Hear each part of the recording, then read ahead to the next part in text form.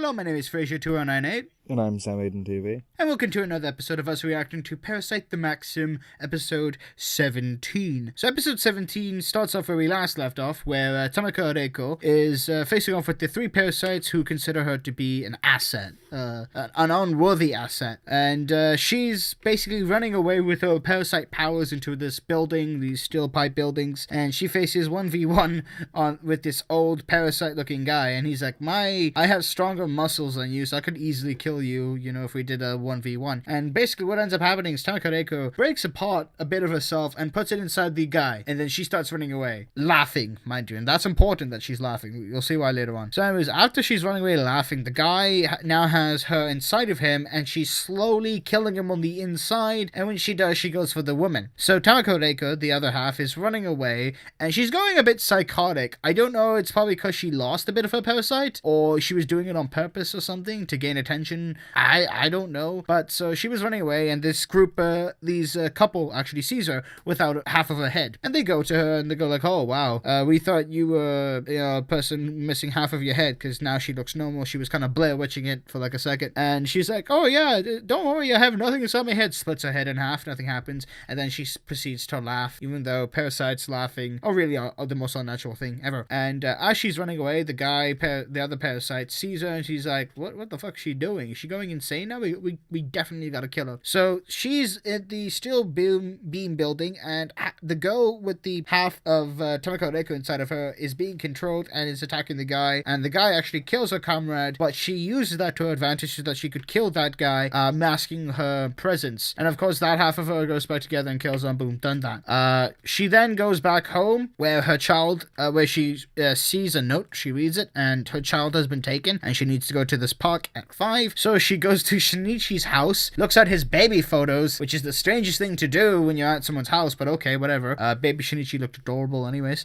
So she sees baby Shinichi's photos, and she calls Shinichi and says, hey, yeah, Shinichi, you gotta go to this park at like 5:20. And Shinichi's like, where's my father? And she's like, don't worry, I haven't killed your father or anything, I don't know where he is. She then sees Murano as she leaves outside the house, and Murano questions why she's there. Murano then stalks Reiko. Reiko then runs away from Murano and doesn't see her ever again. And she's at the park now, and the detective's holding the child, and the detective is questioning whether or not this parasite is capable of even, raising this child, if he's even human. He's gonna make her feel pain. He holds the child over the cliff, and Reiko actually stabs him through the chest. And the detective is actually surprised by this because he thinks Reiko is a monster all along, but instead she actually has somewhat of a human emotion connected to a child. And even she is surprised by this. It's an emotion that Miggy picked up that no parasite has ever felt before, and I'm assuming it's probably love or something. I don't know what kind of emotion she was feeling at that time. So after that happens, the detective is talking to the police guys, and the police guys are like, where is she? And he's basically telling her, yeah, she's up there, she's wearing this,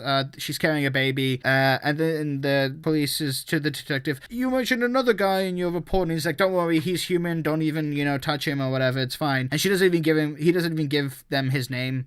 His dying breath was, I'm glad I didn't kill the child, and then he just dies. So, again, we saw that coming. That wasn't a big surprise to any of us that the detective was going to die. It was really obvious. The next thing that happens is now it's a 1v1 with Tamako Reiko and Shinichi. We don't actually know if they're going to kill each other. Sam, you know how it's going to go down, apparently? Because you know how she's going to die. I know how she dies in the manga, and I don't know how. I don't know why that situation happens, but judging by what's happening, I would argue that it's going to be next episode. Okay, so next episode, Tamako Reiko's gonna die, guys. Yeah, sorry about that. Actually, we're not sorry. We didn't even make the damn show. So actually, after that happens, it just fades to black. And Murano's there, and I hope she dies, because I really do not like Murano. I'm like, fucking Murano, you are not better than the other girl. Die. But yeah, not gonna happen. Not gonna fucking happen. Kana-chan, I miss you. Please come back. Anyway, so yeah, that's it. This episode was more focused on Tamako Reiko, which is brilliant because they are perfectly setting up for her death. That was made extremely obvious because, I mean, come on, you're gonna focus, an episode to a character and not have her die? Come on, that's stupid. So that happens, unless it's a Shonen Jump series, but it's not a Shonen Jump series. So that happens. I don't know how to really give my opinion on this episode. I mean, it was still focusing on, what is human, what is not human. Can monsters even be considered human? Can we coexist with monsters? The parasites. All this emotional Sam, this is up your alley. You should know this. What, the themes of what it means to be human, whether not being human still makes you a monster or some shit? Yeah, Wait, all so that symbolism and it's shit. up my alley because it's a show with themes. Alright then. Yeah, so you got your opinions, buddy? Yeah, this is a good episode. You sound drunk every time you say these, come on. No, I don't know, I liked the episode, but I always, what I realize now is that the show for me is less interesting when it's not focusing on Shinichi. Interesting. Him and Why is Migi that? are, the characters of him and Migi were carrying me through most of the series. So that now that we have an episode that isn't focusing on her, I was kind of like, can we go back to Shinichi, please? Not that Riko is a bad character, because she is probably the second most interesting character in the whole show next to him. Definitely. But I don't know, I was kind of missing them towards the end. I see what you mean, yes. But it is still interesting seeing these parasites have the capability of becoming more human. To the point where she saved the and wasn't exactly sure why. Yeah, exactly. There's definitely a lot of development, but considering this is a 24-episode series, I doubt any of that development will matter at all. Wait, what do you mean? Well, okay, here's what's going to happen in my theory right now. I'm just making this up as I go along. Basically, even if Tamako Reiko, which we all know she's gonna die, she, apart from Shinichi, is the only parasite to really feel emotion, to really, grasp on what humans actually feel when it comes to, taking care of a child or like a human life or something in general. I don't know. But she basically knows what it feels like to be kind of human because she saved her child.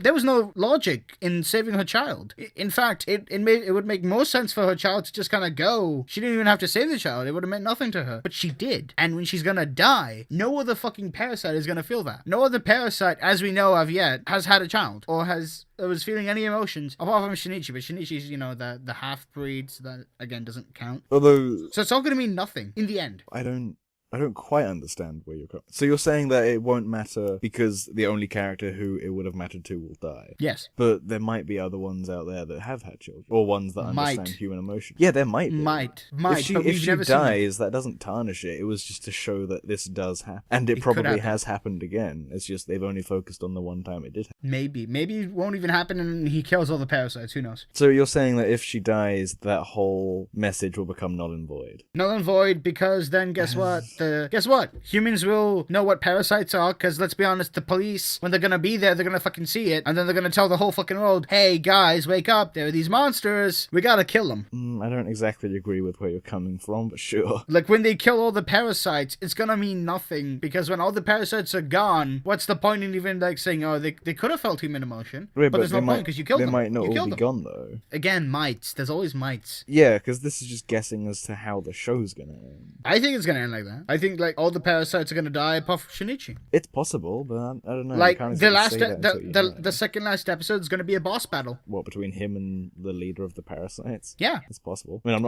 I'm not saying it won't happen, but you never know. Exactly. Anyways, guys, let us know in the comment section down below your thoughts and opinions of Parasyte the Maxim episode 17, or Parasyte in general, where you think it's gonna go. Like this video if you like what you see, and subscribe if you want to see more. I have been Fisher2198. I've been Sam Eden TV. And we shall see you guys in the next episode. Bye. Bye.